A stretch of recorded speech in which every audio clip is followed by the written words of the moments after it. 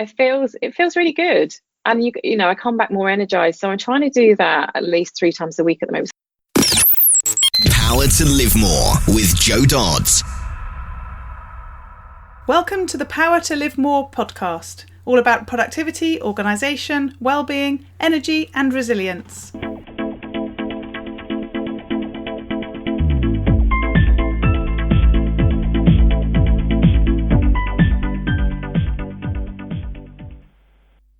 I'm Jo Dodds, and I started this show to enable interesting people to share their stories about how they use their power to live more, and by that I mean to do the stuff that they want to do more than the stuff that they need to or should do. It's about creating a life for yourself where you have the energy, health and space to be happy and fulfilled, spending your time as you'd like, whether that be at work, home or somewhere else entirely. That's your choice. Hello. My name is Ellie Dots and I'm co-presenter, and today Jo is interviewing Kate Hunter. Kate was introduced to us by Robin Waite from show number 135. Kate is an executive coach who specialises in working with high achievers who want to revive and redefine their purpose, mindset and goals. As a qualified teacher, trainer and coach, she is passionate about all things related to self-development, helping others to unlock their greatest potential, find their purpose and define what success really means on their terms. A self-confessed spirit junkie and lover of yoga, Kate is also a devoted mum of one to an energetic 4-year-old who constantly reminds her that life is for living. Her mantra for life is let joy be your compass. Back to the studio. Today I'm interviewing Kate Hunter of Kate Hunter Limited. Welcome, Kate. Thanks for joining me. Thank you for having me. I'm excited. Thank you. Lovely. So start by telling us a bit about who you are, what you do and where you do it. I love that. I feel like I'm on blind date now or something. Yeah. Okay, so a little bit more about me. So that question around who are you, is a brilliant one. And I think I would have answered it really poorly before my coach training. So when I did my coach training, that question, who am I or who are you, was used like as in an exercise on like the day one. And it was like everyone would stand there and I'd say, I'm Kate, I'm 39, all those top surface level things. And then we had to just keep asking, no, who are you? And kind of just go underneath the levels. So I'd say kind of top level, I am, mum, I'm an animal lover, I'm a coach, I'm a kind of yogi, as it were. And then as you kind of go deeper down the levels, it's like, I'm into kind of spiritual stuff. I'm loving, curious, all those things. And I guess the reason why I do what I do is because I want to role model to my son that you can live a happy, fulfilled life without burning yourself out, which is part of my story. So so it is I talk a lot about with my clients around, my coachees around, what's your core reason why? What's your core reason why you do what you do? And then I run activities to kind of get deeper and deeper. And mine is, I want to help as many high achieving women as possible, prevent them from getting to the point of burnout and help them see how they can live a life that has success in it, but it's written on their terms. But I also want to, part of my core reason why I do what I do is also because I want to role model to my son that, living your purpose looks like many different things and it's ever evolving, and you can do that with balance and ease and not selling your soul to the corporate world. So, which is what I felt like I did. And where are you based? I am in Gloucestershire. So I'm home based in Gloucestershire. Yeah. Excellent. And do you have your own office in your home, or do you work in different parts of your home? I do have my own office in my home, but I have those days where you go, I feel like working here today, and things like that. And I just tend to go there. So I do tend to ask myself that question, actually, where do I want to work today? Yeah. And sometimes it's my lounge, often or not, more often than not, and especially when I'm running sessions, it's from my office. But I have found myself working in various points, just feeling a bit more inspired somewhere else. So I think your environment's really important. Yes, I agree. I found myself working in my kitchen regularly at the moment. Kitchen gadget, so I'm forever down there cooking things and ending up working whilst I'm waiting for it to happen. And I find that I'm not in my office very often, but I admitted to you that I'm in my pajamas having this morning, but I thought I'd better get up in your honour and sit in my office. So I am actually in my office. albeit in my armchair. Oh, we've all done that as home-based coaches and things, haven't we? We've all done that, and I've even dressed from the waist up and worn my pajama bottoms on the other half. Classic. When I've been on a Zoom call, and I'm dressed from really professionally, and then just in my pajamas too. Until that moment where you have to get up for some reason and then you forget.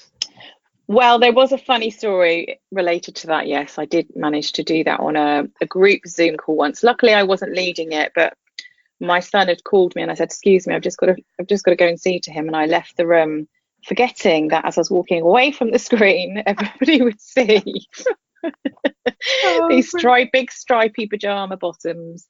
And I only saw it when I watched the replay back. So I was like, "Oh my gosh!" Yes, that moment. That's brilliant. I was talking something about my trauma that I didn't spot until I watched the replay back. I did a webinar for, what are they called?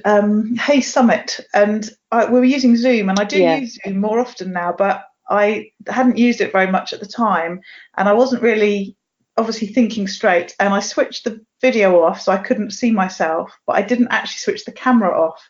So I thought that they couldn't see me, they could only see my screen.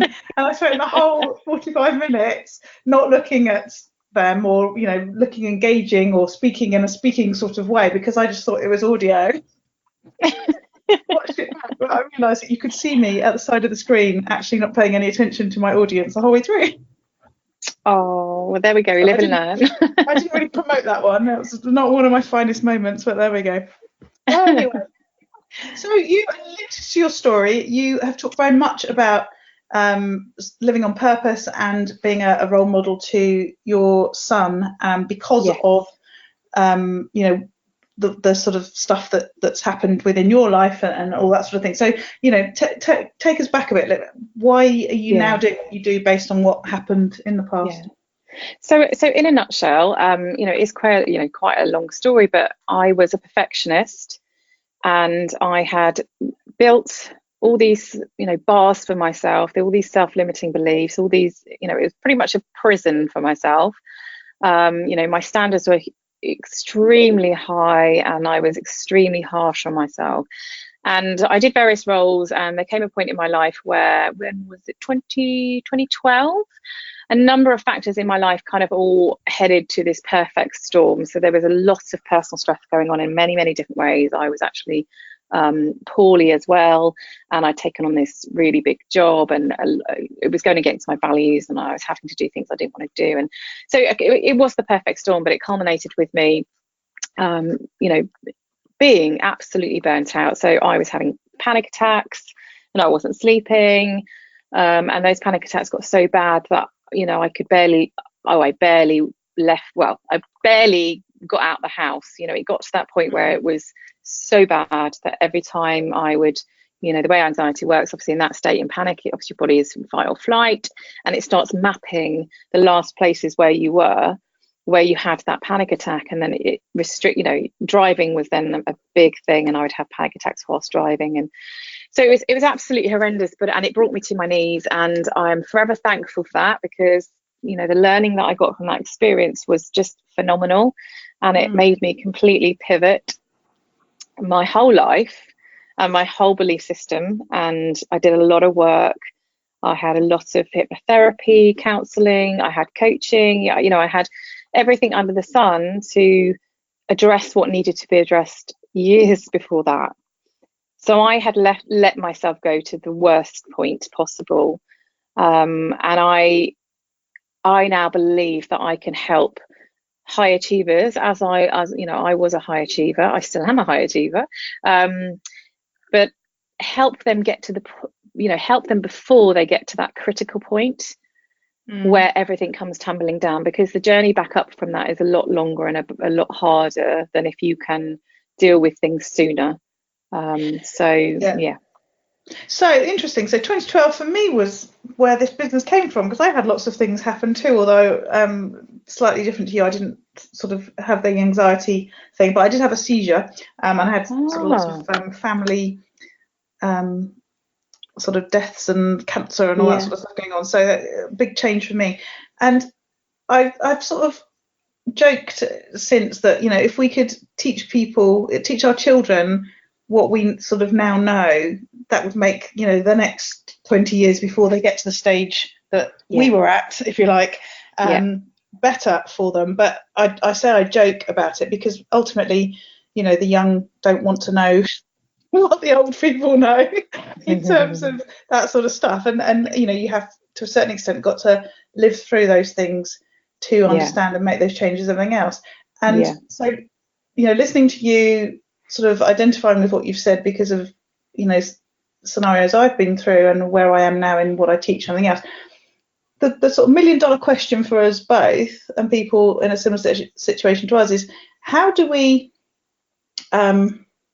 help people to understand that they need to make that change, and how to make that change before they get to that sort of really low point, if you like, when some of that stuff doesn't hit home to you until it happens to you, or until you see somebody very close to you having that. And we don't want to be sort of scaremongers, and we don't want to sort of depress people by saying stuff that's going to make them feel bad about themselves or whatever, I don't know, or worry or more anxious than they might be. But it's quite difficult, isn't it, to sort of stop people going through something that almost feels like you need to have gone through it to understand it. Potentially I agree with lots of things that you've said there, and it is really difficult, and it's a really important question, is how do we prevent people getting to that point, but actually help them still go through the learning process of it as well. So I guess what I'm saying is you have to go through some of that process to raise awareness of what's going on for yourself, but the point where you get to where I was, where you're completely and utterly on your knees, is preventable.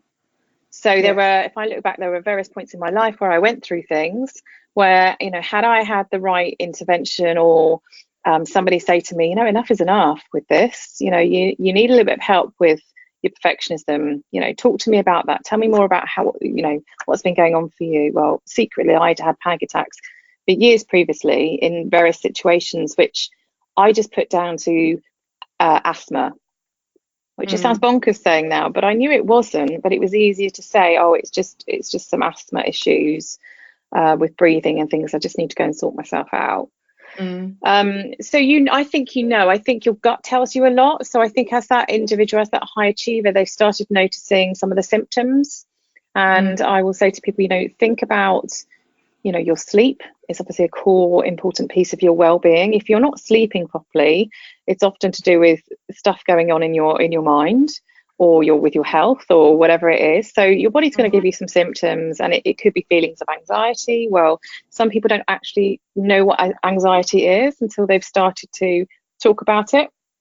I certainly didn't know what the hell anxiety was. I knew the word, and I knew it was banded around a lot, but I didn't know the process of anxiety and what happens in the body, and then the physical symptoms and all the rest of it as well.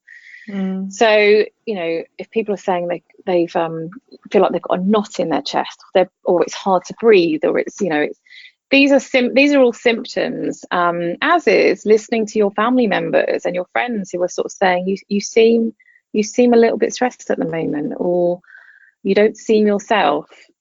I used to get that a lot as well. You don't seem quite yourself at the moment. I'm fine. It's that classic, oh no, I'm fine. And it's digging a little bit deeper. It's quite topical, the whole sort of mental health piece, mindfulness, that sort of thing, particularly in the corporate space, but also in the wider world with a lot of the campaigns and so on.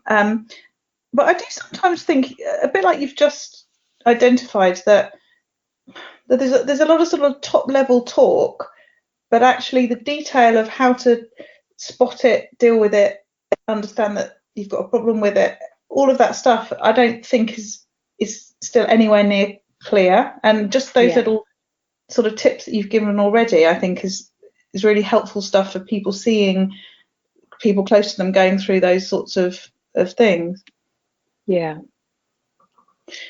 What are you saying? Because you're working with corporate women, from what I've seen of your profiles and so on. And as you said, it's high achievers, people that are in a similar sort of situation to you. Are they seeing the connection between the sort of increased publicity around the importance of mental health and their own situations, or is that still a disconnect? They are actually. I have to say, the ladies that I'm working with are recognizing in themselves that something is off. So sometimes it's just something is off, or they have a feeling that they don't fit anymore, or they don't feel as fulfilled, or and that they've got challenges that they haven't got time. It's all I haven't got time to deal with this. But when I did some research, I looked at and I asked people all sorts of questions, and I kind of came out with sort of top 5 pain points and challenges for high achieving women. And number 1 actually was around feeling misaligned with their purpose, so that they'd essentially found themselves in a career, climbing a career ladder, and just feeling completely out of touch with how that resonated in their life and how that was going to fulfill them. And they feel like and then so that leads on to things like perfectionism. Others have perfectionism, imposter syndrome, feeling isolated at the top because they don't have any mentors, that sort of thing. And so they are recognizing that they have these challenges, but they don't really know why or how to get themselves out of it. So starting that conversation, one of the first things I do when they come to me is show them the model that I follow, which is around the Japanese concept of Icky Guy.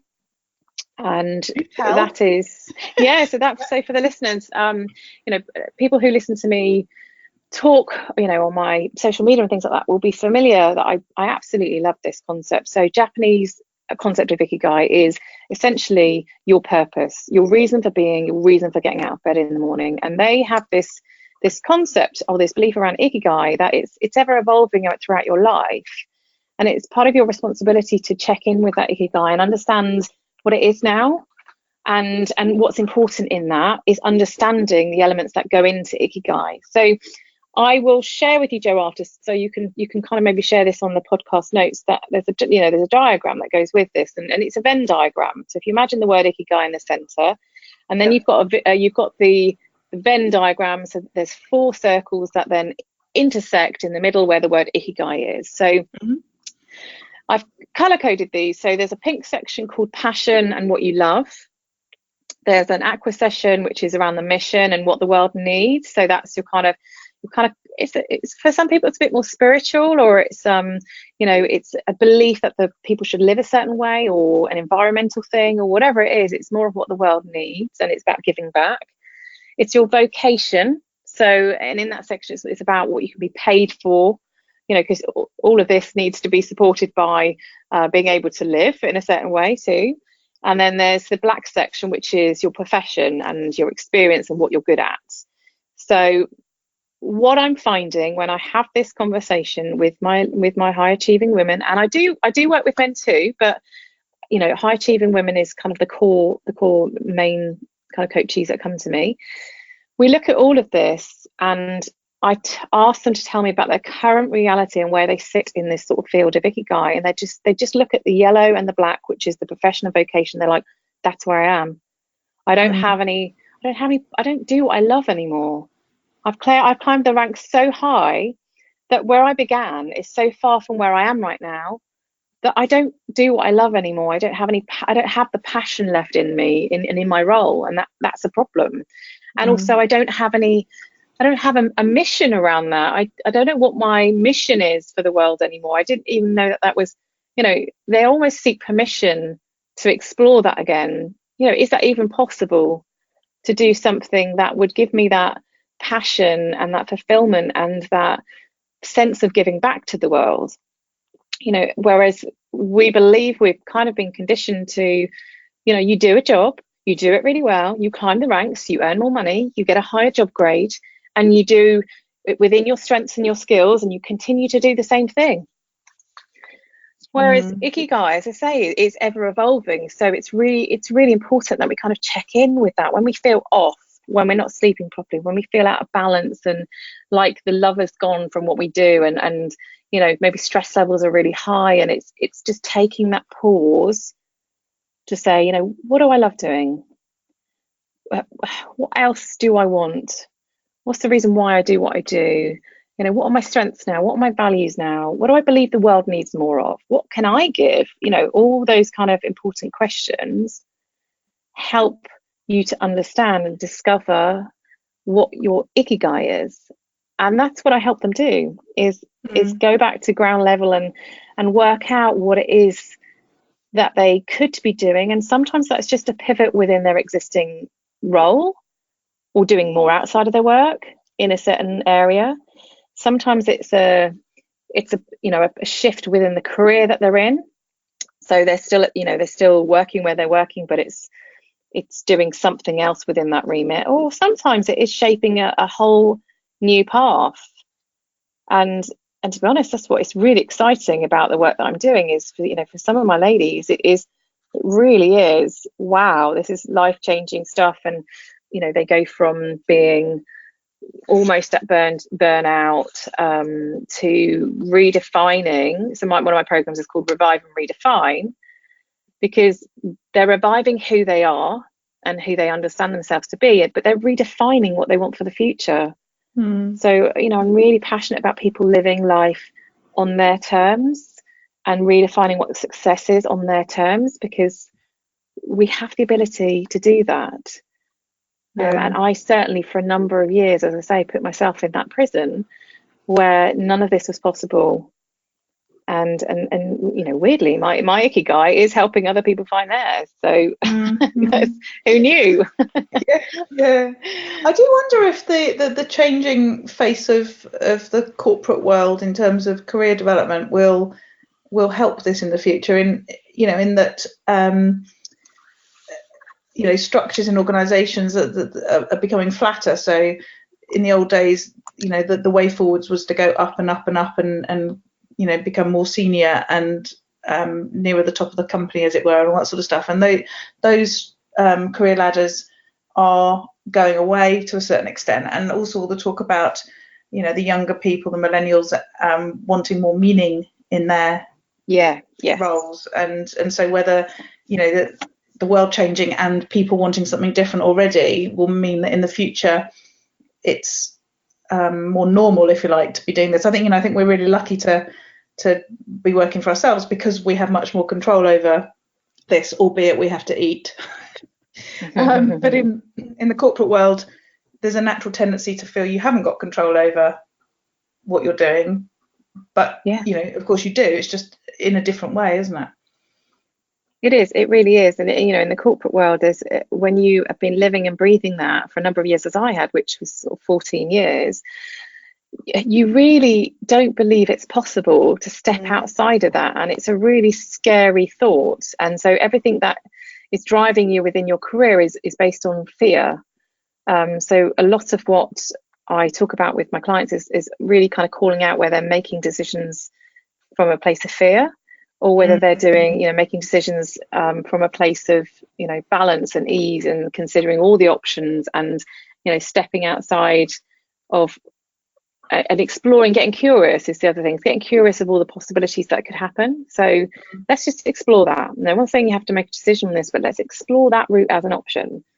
So, they often map out maybe 3 options for themselves. It's, stay in the role that they're in, maybe it's shifting within the company that they're in, getting a new job outside of that, or as one client of mine has just phrased it, it's the jacket all in option.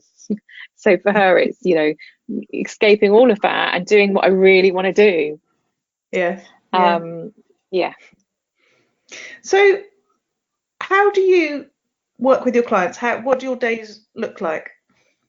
What do my days look like? Oh, okay. So I suppose, are you asking that from the sense of kind of how my diary is structured and things like that, or how I specifically work with the individuals? Sorry.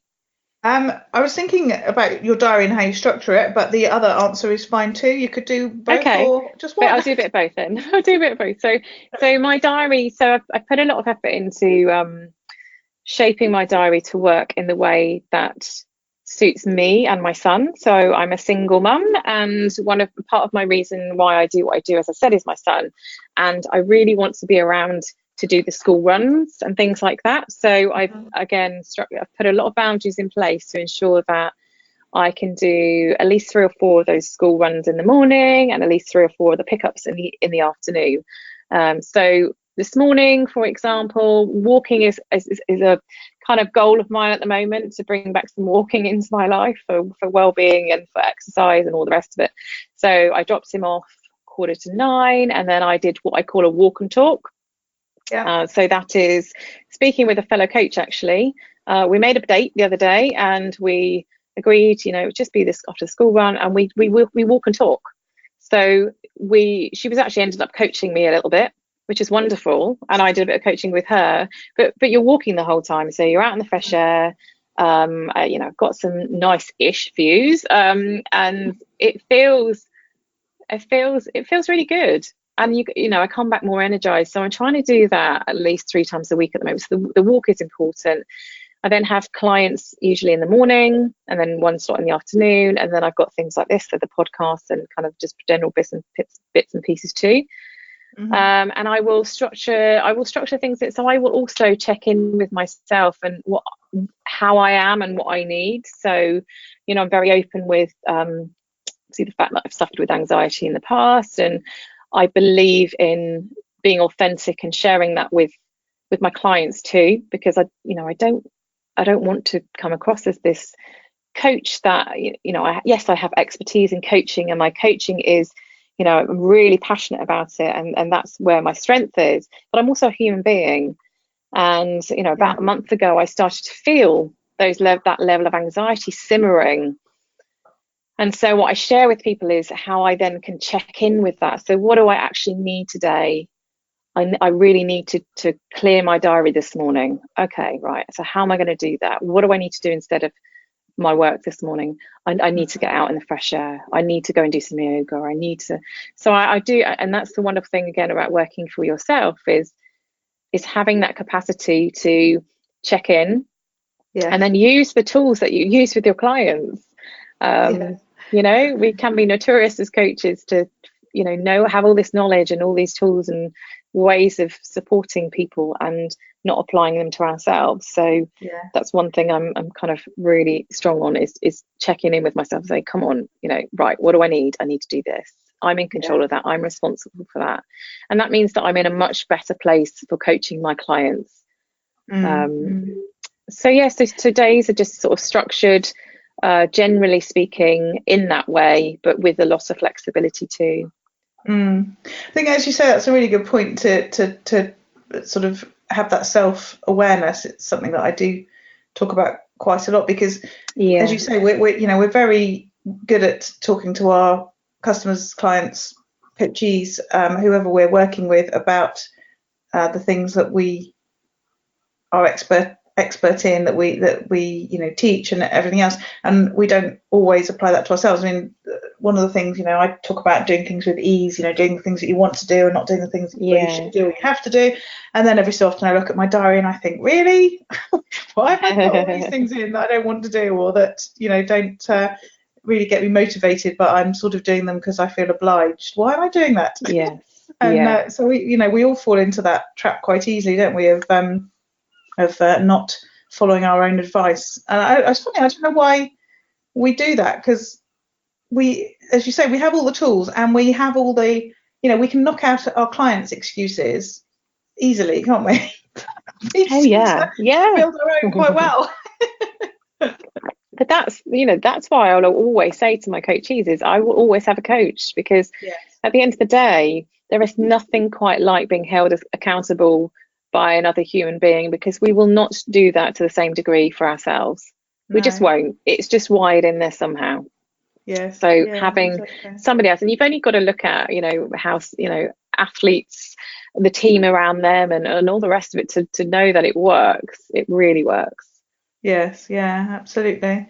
It's funny, actually, just reminded me of there was it was rugby, wasn't it? No, we lost the rugby, didn't we, last weekend? And we did. So this was like, we're recording this in November for anyone listening back. And my husband said something about the coach was late, so they didn't have enough time to warm up. And I just went off on one. I was like, oh, for goodness sake, they're professional sports people. Surely they know, blah, blah, blah. And he didn't really say anything. And then he said something the next day, and we had the conversation again. And then I realised what he meant was the the physical coach, like the bus was late, so all of the players turned up late. Oh, right. The coach Hilarious. was late, and none of them had started warming up until the coach arrived to tell them what to do. That's brilliant. Oh dear. He hadn't even questioned it, because I don't know what he thought I was talking about, because clearly it didn't quite fit with what he thought. But yeah, so as you say, very important to have a coach, but equally we're all capable of self-awareness as well, and we don't always do that, which is why it's good to have a coach on occasions. But also we should do our own thing too, unless of course it's a bus, in which case it's a different scenario. It's a whole different scenario, and you're going off on a different tangent, and if you miss the actual coach, you're in trouble. It's just, I love that. Oh dear, but there we go. So what about sort of tools and apps and sort of practical things that you use to get your stuff done? You've talked about using Zoom already, clearly better than me. You obviously don't, the camera's on, apart from in your pajama bottoms, obviously. What else do you use? So I guess my go-to apps that I use every single day, absolutely Zoom. Acuity, Acuity is, I'm all over that, because that makes my everything a lot more streamlined. If I can just send a link to somebody and they can book themselves in and they can reschedule, whatever it needs to be. But obviously good old Canva and Trello as well, because Trello, I now have an assistant, and she lives abroad, so Trello works really well to be able to communicate kind of lists of things to do and share ideas and things like that when we're not on the phone and things. So I use that quite a lot, because we're on different time zones too, so I don't want to be pinging her messages when she's meant to be sleeping. So those are definitely my kind of go-to apps. I'm not the most tech savvy, so I do read about lots of other things, but I try to keep it simple, because in my world that works. Yes, and I think that's probably wise. I saw something today, in fact it was another one of my previous podcasts I was listening to today, and they recommended a sort of project management tool, and I got all excited and went to look at it, and then thought, but if I change to that, it'd be all this effort, and would it do that? Do I need it to do that? And then in the end I thought, what are you doing? What you've got works fine. Yes, exactly. To get all excited about something new, even though it does look quite good. So I parked it, for that moment when I really need it. Yeah, exactly. Yeah. So what about learning and developing for yourself? You talked about obviously going through your coach training and sort of developing your business from there. What other ways do you keep in touch with the latest thinking and things that you need to know? So I'm probably much like most other people, so I love an audiobook now. So I have kind of two categories of audiobooks. So one that inspire me for the business, but also ones that I listen to grow myself personally, spiritually, which I listen to when I need to have downtime. So I've put a little bit of a boundary in place, because I was finding that I love the audiobooks that I listen to for my business and things like that, but you do need a break sometimes, and you need something that doesn't continuously spark that brain off. So I started to kind of to add things into the mix that were for my own kind of personal growth too. So love an audiobook. Audible is my go-to for that, and then obviously podcasts. I couldn't not say podcasts, did I? But again, the same thing. I think I have it depends on where I'm at and what I need. I have a variety of podcasts that I listen to. So business wise, obviously Joe, I'll be listening to yours now too.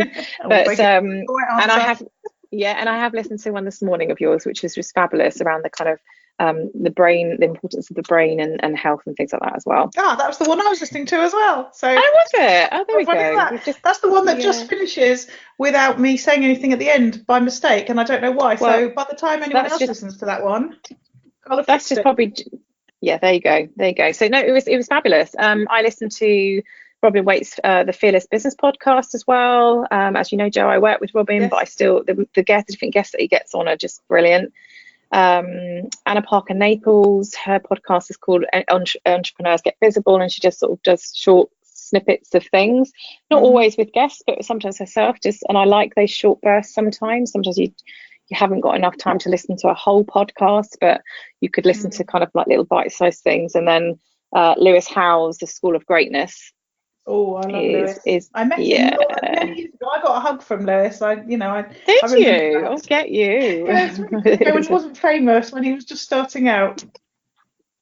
Oh, that's a good claim to fame, isn't it? I've not hugged anybody like that. I did once. This is completely off the record, but did once pinch Robbie Williams' bottom. So, I had to do that when I had the opportunity. I wonder who remembers. Oh dear, of course he does. And then the podcast I listen to to listen to my own kind of downtime stuff as well. So around all the spiritual stuff and yoga stuff and mindfulness stuff, and I love hypnotherapy tracks and affirmation tracks and mantra tracks and all that kind of stuff as well. So one thing I've started doing recently is actually listening to mantras or affirmations in the shower. So I bought a really cheap waterproof shower speaker. So it costs like £10 from Amazon. The quality of the sound is pretty poor, but it doesn't really matter. And I just started playing these mantras through into the shower, and I was like, I really like it. I'm like, ooh. Cool. So it works really well. And then I started sort of playing them in the kitchen when I was making breakfast and things, and my little boy, who's only 4, just started absorbing some of this stuff, which I think is brilliant. And I am that mum that walks him to school and I say, I am happy, I am calm, I am this, I am that, and he just sometimes looks at me like, and you're bonkers too, mum.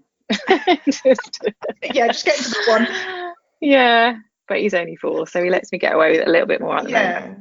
Exactly. So a question for you: have you got an Alexa? I do.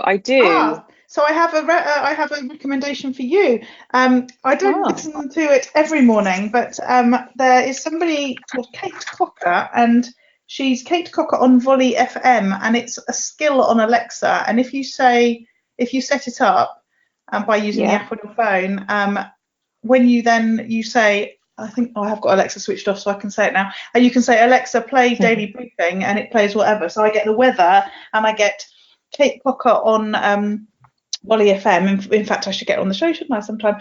And I've also got Sigrun on there, who was one of my show guests from a couple of years ago, because she also does an Alexa sort of radio type thing. And so Kate Cocker I'm particularly recommending, because it's all about positivity. So she just comes up with little nuggets of things to think about today, and it's like, I don't know, a couple of minutes sort of thing. So I love that. That's brilliant. I'm going to do that. Thank you. I've just written it down. Thank you. Lovely, excellent. So last couple of questions. What about on those days when it's all going horribly wrong, you're having a bad day? How do you deal with that? And I suppose that was what happened the other week. Is for me it is really pressing pause. I actually have to say to myself, right, pause, and that's kind of my code word for I need a moment, and I just have to ask myself. It is a self-coaching question, but what do I truly need right now? Because in my head it's like, I need to do this, I need to do that, I must do that. I haven't got to that yet. It's that kind of day. And it's actually press pause, go and make a cup of tea or something, come back to this and think, what do I really need right now? What do I need to do next? And it is just that moment of reflection of, just getting off that wheel, because it'll be all monkey brain stuff that has led me to that point, and I just need to think clearly. And sometimes the answer, and I let the first thing come forward. Sometimes the answer to that question is, what do I truly need right now is sleep. Yes. So I, hand on heart, I'll tell you, there have been times when I've just gone, what, fine, I'm going to go and have a power nap then, because this is just not helping. What I'm doing right now is not helping me. So, no. A quick half an hour, I think there's a peak, it's meant to be 20 minutes, isn't it? I think if you sleep too long, it's not productive, but recommendation. Another recommendation, Power Nap is the app. And it can give you 20 minutes, 45, or a whole sleep cycle, and you choose it. And as long as you have your phone touching you as you move around, it knows to wake you up. So the power nap for 20 minutes is particularly good. Oh, okay. I love a nap. I've got to admit, I love a nana nap. So I think sometimes that is the answer, a power nap. I'm going to download that as well. Absolutely. But you don't want to get groggy by having a bit too long, so that's why. No, exactly. Yeah. Yeah. No, good advice, definitely. And as you say, I like the idea of having a sort of a word that sort of brings you up short, sort of reminds you, anchors you back to, knowing that now's the moment to do something different, sort of thing. It does, and I'm really, I've got a lot into trying to understand, and this is a little bit woo woo for some listeners, but the kind of the rhythms and cycles that go on like in nature affect us too. And there's a beautiful meditation by a lady who I cannot remember for the life of me right this second, but I'm going to Google it in a second. But she does a lovely meditation that kind of reminds us that we also need to drop down. We like trees give up their leaves and stuff like that. There are times where just pushing, having that mentality of do is not going to help us. There is something fundamental in nature that makes us need to drop down and hibernate a little bit, or just take that pause or rest or whatever it is. And then when you take that pause, it allows that space for like new thinking or insights to come forward. And I really do believe that I've seen the power of that since I've been self-employed, and allowing myself to do that.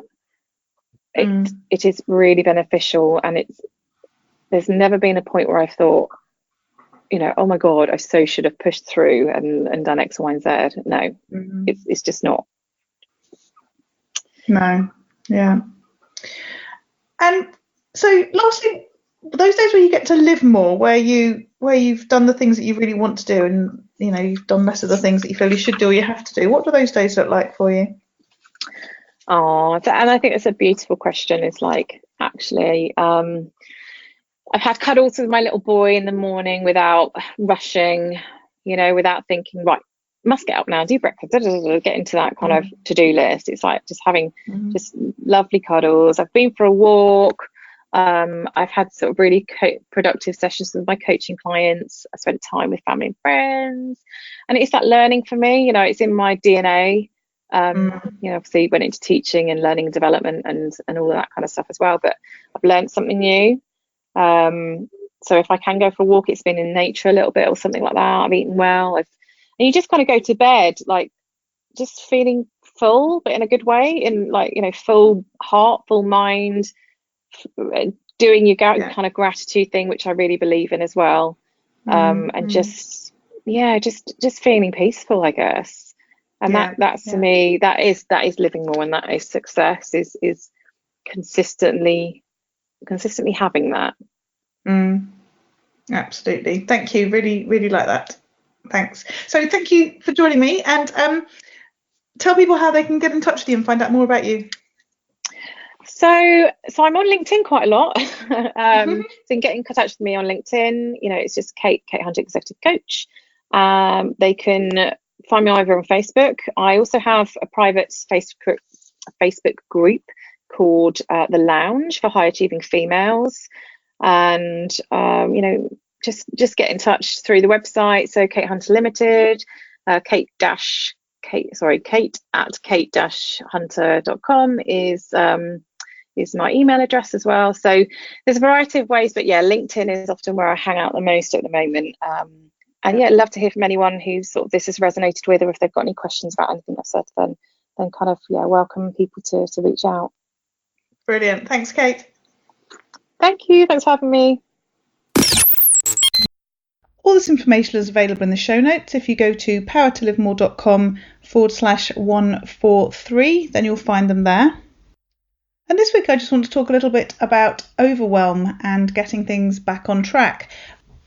As you may know, if you listen to the podcast regularly, I've been away for a week staying with my cousin in Spain in the middle of Storm Gloria. And I got back last week, and I have been sort of constantly behind on my emails ever since, which is something that doesn't usually happen for me. I normally sort of keep up with them on a daily basis really quite well and quite easily. And so I felt a bit sort of out of control this week. And I've been thinking about what that does for us in terms of sort of stress and getting in the way of doing other more useful work. So, clearly if we've got loads of emails and we spend a lot of time dealing with them, we have little time to do anything else. But I think for me, the knock-on effect of having stuff sat in my inbox that I haven't dealt with is actually the sort of mental pressure, the mental stress of knowing that there's stuff there that I haven't yet done, or I might have missed because I haven't got to it yet because of the fact, that it's getting a bit out of hand. And if you've come across the concept of inbox zero, you might have imagined, unless you've heard me talk about it before, that that's actually about having no emails in your inbox, having your inbox at zero. But actually the concept is very pertinent to this point, which is that it's not about having no emails in your inbox. It's actually about not having anything in your inbox that you don't know about. So it's about being aware of everything that is sort of floating around in your email, if you like, to the point where you feel on top of what you're doing, regardless of how many emails you have actually in the inbox. And actually this week, for me, I haven't had inbox zero, and that isn't because I've had lots of emails in my inbox per se. It's actually because I know that there's been things in there that I haven't yet seen, because I haven't had the chance to really look in detail and process my emails, which is what I do every day normally. I just go through, delete stuff, add stuff to my to-do list, respond to the stuff that I can respond to there and then, and I know, that I've cleared everything down every day. So what has that meant for me this week? It's meant it's been a little bit stressful. It's meant that I've felt like I'm not on top of things, but actually one of the things that I've got quite good at over the years, which I'd really recommend you thinking about in your own business, is ignoring those emails in your inbox. So although I'm normally really, really good at it, I can normally operate the whole inbox zero scenario. When things do get a bit overwhelming and it does build up and I've got other more important things to do, I have developed a way of just sort of being with that, sitting with that, knowing that there's emails that might be missed in the inbox, but that what I'm doing in the moment now is more important than trawling through those emails.